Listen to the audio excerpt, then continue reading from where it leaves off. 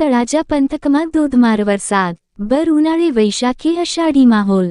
મહુવાના કુબણ ગામે રૂપાવો નદી બે કાંઠે થઈ હતી। નદી બે કાંઠે થતા પાણીના પૂર જોવા લોકો ઉમટ્યા હતા। ખેડૂતોએ જણાવેલ કે આ કમોસમી વરસાદથી ભારે નુકસાન થયું હોવાનું જણાવેલ।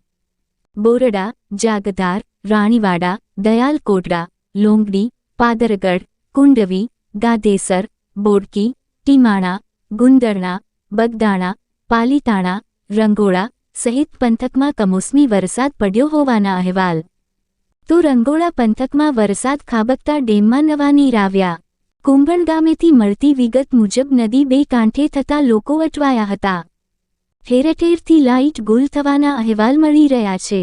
કેરી, પપૈયા સહિત ફળો અને તલ, બાજરી, જુવાર, ઘાસચારો, ડુંગળીનો રોપ સહિત પાકમાં ભારે નુકસાન થયાનું ખેડૂતોએ જણાવેલ। કડાકા ભડાકા સાથે વરસાદ ખાબક્યો હતો। વીજળીના સમકારા અને ગર્જનાથી બાળકો હેબતાઈ ગયા હતા।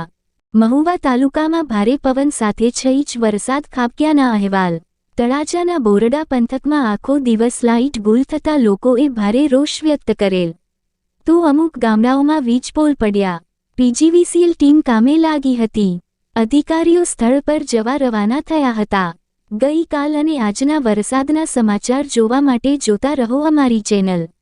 થોડીવારમાં અન્ય તાલુકો ગામડાઓના વરસાદના ન્યૂઝ વિડીયો થશે પ્રસારિત।